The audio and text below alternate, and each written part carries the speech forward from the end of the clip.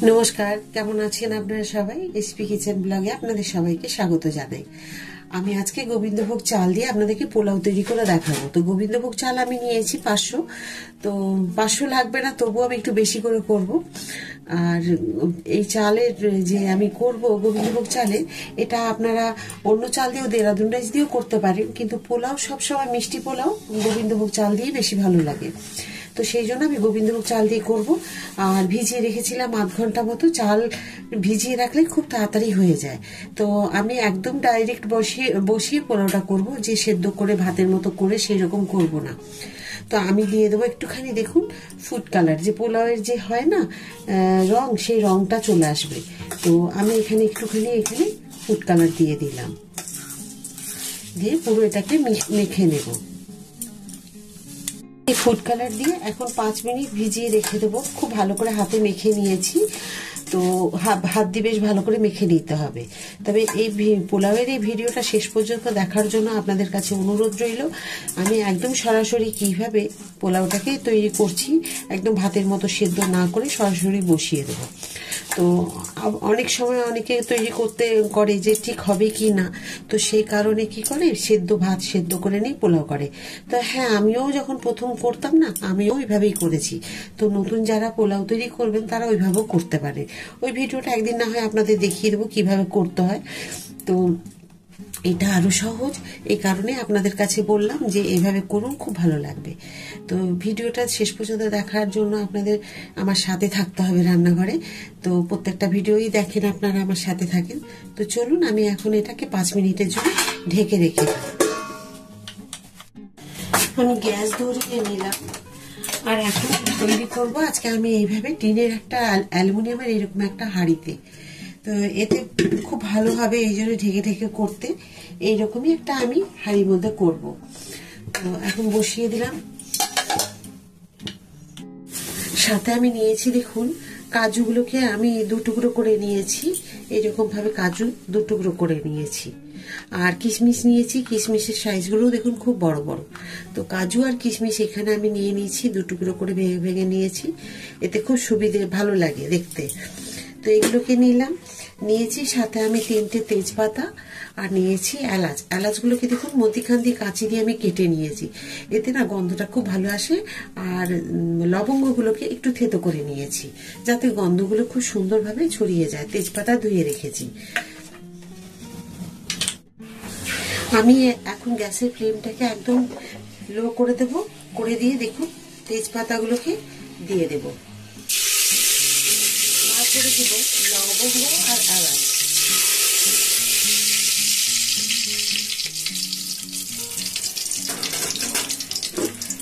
এখন দিয়ে দেবো দেখুন কাজু আর কিশমিশ, এগুলোকেও তেলে দিয়ে দেব।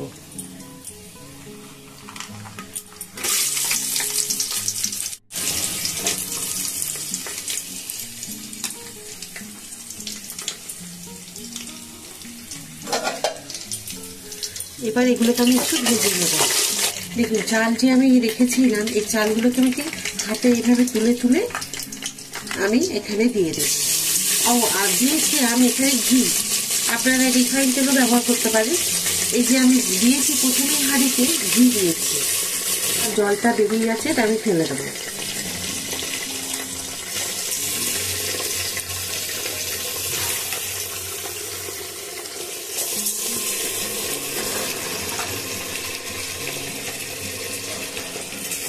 আজকে আমি করছি বাসন্তী পোলাও। তো বাসন্তী পোলাও এইভাবে কি যে করছি সেটা আপনাদেরকে দেখিয়ে নিচ্ছি। খুব সহজ, জানেন তো এইভাবে তৈরি করা। তো এইভাবে আমি যেমন করছি ওইভাবে আপনারাও তৈরি করে নেবেন। এখন দিয়ে দেবো আমি এখানে নুন। আমি পরিমাণ মতো এখানে দিলাম 3 চামচ নুন, ছোট চামচের। এখন এটুকুই দেব, যদি মনে হয় পরে একটু দেখে নেব, যদি মনে হয় প্রয়োজন আছে তাহলে দেব, নাহলে দেব না। একটুখানি চালগুলোকে ভেজে দেব। এখানে আমি 1 ইঞ্চি মতো আদা এখানে গ্রেট করে দিয়ে দেব। আদা দিয়ে দিলে এর স্বাদটা কিন্তু খুব ভালো আসে। তো এই আদা কিন্তু একদমই স্কিপ করবেন না, দিয়ে দেবেন। তো এটা দিলে খুব ভালো লাগে।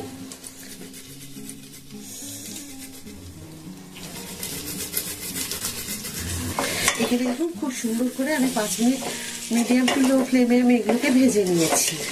এখন দিয়ে দেবো আমি এই যে গ্লাসের 3 গ্লাস জল, 1 গ্লাস 2 গ্লাস 3 গ্লাস জল দিয়ে দিলাম। এবারে ভালো করে একটু নাড়াচাড়া করে এটাকে একদম লো ফ্লেমে আমাকে সেদ্ধ হতে দিতে হবে। দিয়ে আমি একটু ঢাকা দিয়ে দেবো। তো এই লো ফ্লেমে দেওয়ার আগে আমাকে অন্তত হাই ফ্লেমে এটাকে যতক্ষণ না ফুটছে আমাকে রেখে দিতে হবে। যখন দেখবো এই জল আর চাল একসাথে ফুটে উঠেছে তখন আমি এটাকে একদম লো ফ্লেমে করে দেবো। এই যে দেখুন একদম হাই ফ্লেমে দেওয়া আছে, আপনারা দেখুন। এখন কিন্তু ফোটার জন্য অপেক্ষা করব। আমি এখন দেখুন আলুর দম করবো। তো এই আলুর দম যে আমি করবো একদম মশলা ছাড়া, কিভাবে আমি তৈরি করছি সেটা আপনাদের দেখাবো।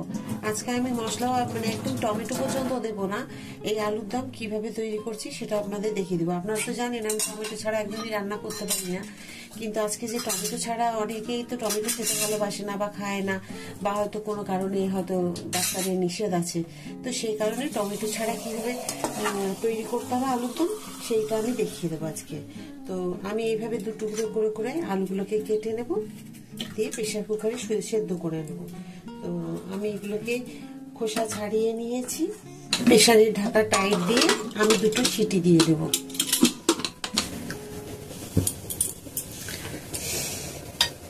দেখুন পোলাওয়ের জল একদম ফুটে গেছে, দেখতে পাচ্ছেন আপনারা ফুটছে।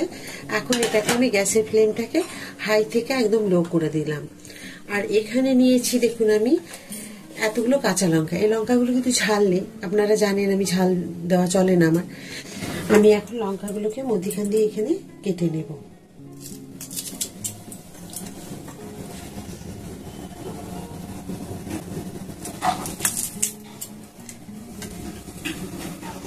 দেখুন আমি আবার ঢাকাটা খুলে দেখে নিই, সুন্দর হয়েছে। দেখুন জলের মাপ আমি 3 গ্লাস জল দিয়েছি। এখন দিয়ে দেবো দেখুন আমি 200 গ্রাম চিনিকে এখানে গুঁড়ো করে নিয়েছি। এখানে দিয়ে দিলাম আমি প্রথমে 150 গ্রাম মতো, একটুখানি তুলে রাখলাম। দেখুন এটুকু রাখলাম, মানে 50 গ্রামও হবে না। এবার এগুলোকে আমি মিশিয়ে নেব। এখানে একদমই মানে নর্মাল চিনি দেবেন না, নর্মাল চিনি দিলে কিন্তু এখানে মিশতে সময় লাগবে আর ভালো হবে না।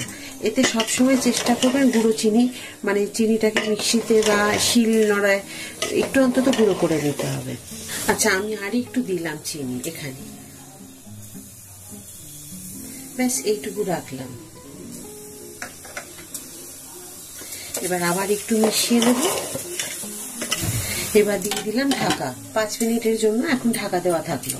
দেখুন আমি পোলাওয়ের ঢাকাটা খুলে দিলাম। যেটুকু সেদ্ধ হতে বাকি আছে এই ঢাকা দিয়ে আমি রেখে দেবো, নামিয়ে গ্যাস অফ করে। এটা কিন্তু খুব সুন্দর সেদ্ধ হয়ে যাবে বাকি সেইটুকু, মানে আমি 70% সেদ্ধ করে নিচ্ছি। এতে এখন যেন যেরকম মনে হচ্ছে এটা পুরো শুকিয়ে ঝুরঝুরে হয়ে যাবে। এখন আমি দিয়ে দেব একটু ঘি। এই নামিয়ে ঘিটুকু দেবেন তাহলে খুব ভালো হবে। দিয়ে তারপরে কিন্তু আপনাকে ঢেকে দিতে হবে এইভাবে। আমি ফ্রাই প্যানে দিয়ে দেবো তেল, 5 ফোড়ন, আর দেব একটুখানি রাঁধুনি। এটা দিয়ে একবার করে দেখবেন এই ফোড়নগুলো দিয়ে। আর দেব এখানে আমি একটা লঙ্কাকে মাঝখান দিয়ে দেখুন ফাটিয়ে রেখেছি, আর একটা তেজপাতা।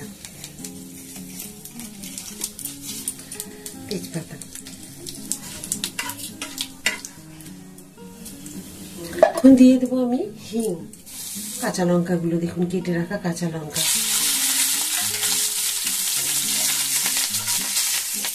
এখন দিয়ে দেবো এবারে যে সিদ্ধ করে রাখা আলুগুলো আমি জল ঝরিয়ে নিলাম, এখন এগুলো দিয়ে দেবো।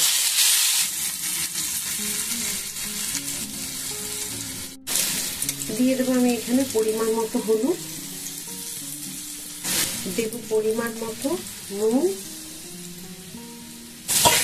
এখন এগুলোকে আমি একটুখানি ভেজে নেব।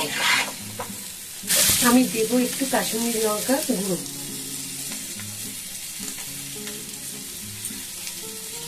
এবার এগুলোকে সব সুন্দর করে আমি নাড়াচাড়া করে ভেজে নেব। দিয়ে দেবো দেখুন একটুখানি গরম জল। আলুগুলো দেখুন একটু ভেঙে গেছে, এগুলোকে হালকা একটু ম্যাশ করে দেবো। এবার আমি দিয়ে দেবো সবার শেষে একটু মিট মশলা। আপনারা এখানে চিকেন মশলাও দিতে পারেন, চিকেন মশলা দিলেও হবে, আর চিকেন মশলা যদি না দেন তো মটন মশলাও দিয়ে দেবেন, যে মিট মশলা থাকে। এটা খেতে কিন্তু খুব সুন্দর হবে, অসাধারণ হবে খেতে। তো মটনের স্বাদে আলুর দমে পাওয়া যাবে। তো মটনের স্বাদ যে আলুর দমে পাওয়া যাবে, আর এই যে পোলাও, মানে একদম খাওয়া অসাধারণ হবে। আর কি বলবো, একবার অন্তত তৈরি করে দেখুন। আমি তো কোনো মশলা দিলাম না, শুধু একটুখানি দিলাম মিট মশলা, আর চিকেন মশলাও আপনারা দিতে পারেন। আর তো দেখেইছেন আমি কি দিয়েছি। তো ব্যাস এইভাবে এইরকম শুকনো শুকনো করে নিতে হবে। পর আপনারা কিন্তু এখানে গরম মশলাও দিতে পারেন, কিন্তু আমি আর দেবো না, যেহেতু হিং আছে, তারপরে ওর মধ্যে একটু রাঁধুনি ফোড়ন আছে, আর দিয়েছি আমি মিট মশলা, সেই কারণে আমি কিন্তু আর গরম মশলা দিলাম না। আপনারা চাইলে দিতে পারেন, আর চাইলে ধনে পাতাও দিতে পারেন। কিন্তু ধনে পাতাতে কি হবে জানেন তো, এই যে হিং আর রাঁধুনি বা মিট মশলার গন্ধ একটু ঢেকে যাবে, কম হয়ে যাবে। তো এইভাবে একবার অন্তত করে খেয়ে দেখুন, তারপর না হয় আপনাদের ইচ্ছে হলে একবার ধনে পাতা দিয়ে করবেন। তো দেখুন আলুর দমটা কিন্তু এইরকম হবে। নিশ্চয়ই বুঝতে পারছেন আমি কিভাবে করেছি আলুর দম। দেখুন একদম শুকনো শুকনো। দেখুন কেউ বলবে কোনো মশলা নেই, এটা অসাধারণ হয়েছে। কালারটাও খুব সুন্দর হয়েছে, ভাজা ভাজা। তো যারা নিরামিষ ভোজী তারা চাইলে কিন্তু এই ধরনের আলুর দম করে দিতে পারেন, তারা কিন্তু খেয়ে খুব খুশি হয়ে যাবে। নিরামিষে এত সুন্দর তরকারি হয় আলুর দম, একদম টমেটো ছাড়া। হয় না যে তা নয়, পেঁয়াজ রসুন আদা আমি তো কিছুই দিইনি, জিরে গুঁড়ো ধনে গুঁড়ো কিচ্ছু দিইনি, টমেটো। তো কি সুন্দর হয়েছে দেখুন। তো চলুন এবারে আমি খাওয়ার জন্য প্লেট সাজিয়ে নিই। আজকে আমি বাসন্তী পোলাও আর শুকনো আলু কষা আলুর দম করেছি। তো আজকে যে আমি বাসন্তী পোলাও যে একদমই করলাম, আর একটা দমের মধ্যে সেদ্ধ করে করলাম, আর শুকনো কষা আলুর দম যে করলাম, সেই দুটো ভিডিও আপনাদের কাছে আজকে কেমন লাগলো? যদি ভিডিওটি আপনাদের ভালো লাগে অবশ্যই একবার তৈরি করে নিশ্চয়ই খাবেন বাড়িতে। খুব সুন্দর খেতে হয়, অসাধারণ হয় খেতে। আর যদি আপনাদের ভিডিওটি ভালো লাগে অবশ্যই একটা লাইক করে দেবেন, সাবস্ক্রাইব করতে কিন্তু একদম ভুলবেন না। সবসময় যেমন আপনারা আমার সাথে থাকেন, সব দিন ওই রকম আমার সাথে থাকবেন। আর ভিডিওটি প্রচুরভাবে শেয়ার করে দিন, যাতে প্রতিদিনের আমার এই ভিডিওগুলি সকলের কাছে পৌঁছে যায়। আবার একটি নতুন ভিডিও নিয়ে, নতুন রান্না নিয়ে আপনাদের কাছে আমি চলে আসবো। সবাই খুব ভালো থাকুন, সুস্থ থাকুন, এই বলে আজকের ভিডিওটি শেষ করছি। নমস্কার।